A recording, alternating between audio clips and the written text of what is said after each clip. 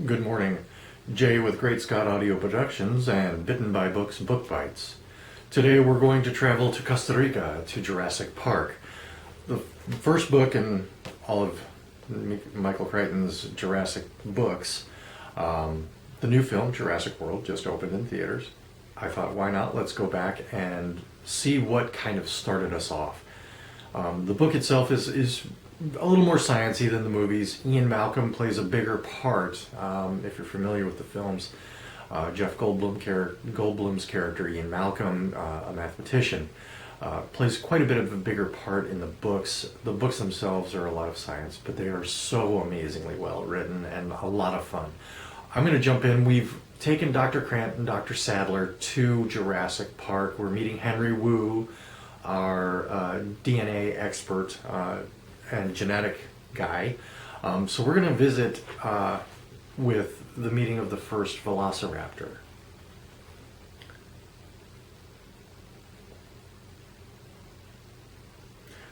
That's a new batch of DNA, Wu said. We don't know exactly what will grow out.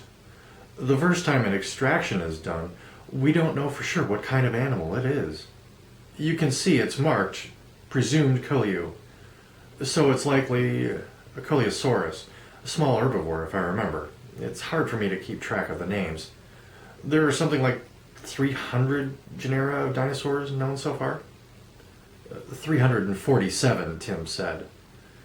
Grant smiled. Then he said, "Is anything hatching now?" "Not at the moment. The incubation period varies with each animal, but in general it runs about 2 months. We try to stagger hatchings to make less work for the nursery staff. You can imagine how it is when we have 150 animals born within a few days. Though, of course, most don't survive. Actually, these X's aren't due any day now. Any other questions? No? Then we'll go to the nursery where the newborns are." It was a circular room, all white. There were some incubators of the kind used in hospital nurseries, but they were empty at the moment. Rags and toys were scattered across the floor. A young woman in a white coat was seated on the floor, her back to them. "What have you got here today, Kathy?" Dr. Wu asked. "Not much," she said. "Just a baby raptor." "Let's have a look." The woman got to her feet and stepped aside. Tim heard Nedry say, "Looks like a lizard." The animal on the floor was about 1.5 feet long, the size of a small monkey. It was dark yellow with brown stripes, like a tiger. It had a lizard's head and long snout, but stood upright on strong hind legs, balanced by a thick, straight tail. Its smaller front legs waved in the air. It cocked its head to one side and peered at the visitors staring down at it. "Velociraptor," Alan Grant said in a low voice. "Velociraptor mongoliensis," Wu said, nodding. "A predator. This one's only 6 weeks old." "I just excavated a raptor," Grant said as he bent down for a closer look. Immediately the little lizard sprang up, leaping over Grant's head into Tim's arms. "Hey!" "They can jump," Wu said. "The babies can jump. So can the adults, as a matter of fact." Tim caught the velociraptor and held it to him. The little animal didn't weigh very much, a pound or 2. The skin was warm and completely dry. The head was inches from Tim's face. Its dark, beady eyes stared at him. A small forked tongue flickered in and out. "Will he hurt me?" "No. She's friendly." "Are you sure about that?" asked Gennaro with a look of concern. "Oh, quite sure," Wu said. "At least until she grows a little older. But in any case, the babies don't have any teeth, even egg teeth." "Egg teeth?" Nedry said. "Most dinosaurs are born with egg teeth, little horns on the tip of the nose, like a rhino horn, to help them break out of the eggs. But raptors aren't. They poke a hole in the eggs with their pointed snouts. Then the nursery staff has to help them out." "You have to help them out," Grant said, shaking his head. "What happens in the wild?" "In the wild?" "When they breed in the wild," Grant said. "When they make a nest." "Oh, they can't do that," Wu said. None of our animals is capable of breeding. That's why we have this nursery. It's the only way to replace stock in Jurassic Park. Why can't the animals breed? Well, as you can imagine, it's important that they're not able to breed, Wu said. And whenever we faced a critical matter such as this, we designed redundant systems. That is, we always arranged at least two control procedures. In this case, there are two independent reasons why the animals can't breed. First of all, they're sterile because we irradiate them with X-rays. And the second reason? All the animals in Jurassic Park are female, Wu said with a pleased smile. Malcolm said, I should like some clarification about this, because it seems to me that irradiation is fraught with uncertainty. The radiation dose might be wrong or aimed at the wrong anatomical area of the animal. All true, Wu said, but we're quite confident we have destroyed gonadal tissue.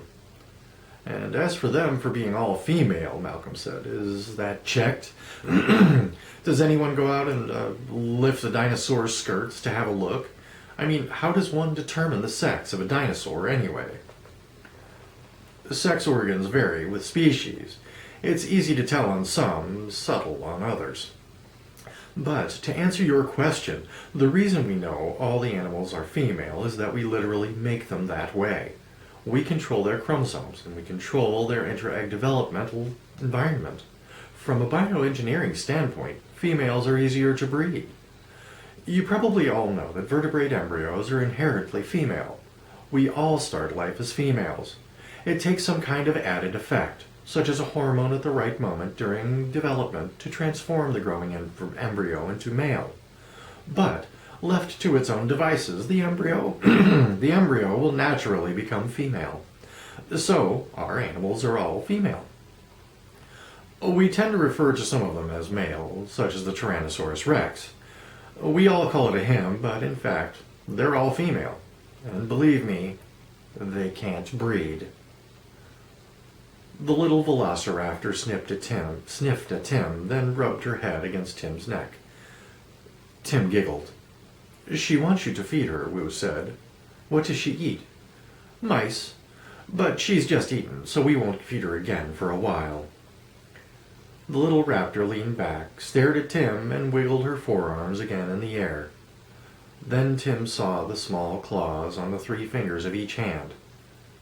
Then the raptor burrowed her head against his neck again. Grant came over and peered critically at the creature.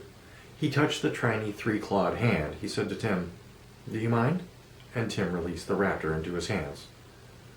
Grant flipped the animal onto its back, inspecting it, while the little wizard wiggled and squirmed. He lifted the animal high to look at its profile, and it screamed shrilly. She doesn't like that, Regis said. Doesn't like to be held away from body contact. The raptor was still screaming, but Grant paid no attention. Now he was squeezing the tail, feeling the bones, and Regis said, Dr. Grant, if you please. I'm not hurting her. Dr. Grant, these creatures are not of our world.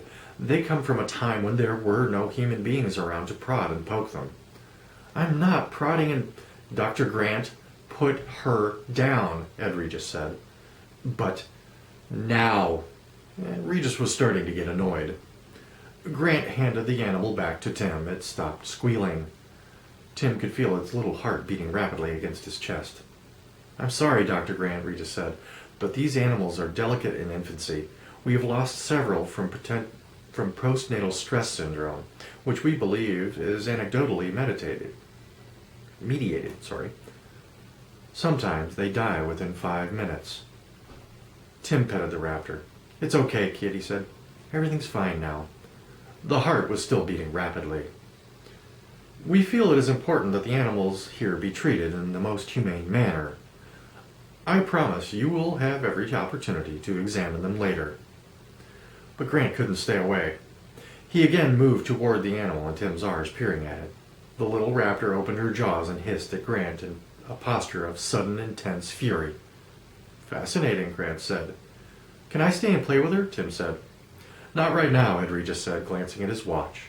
It's 3 o'clock, and it's a good time for the tour of the park itself, so you can see all the dinosaurs and habitats we have designed for them.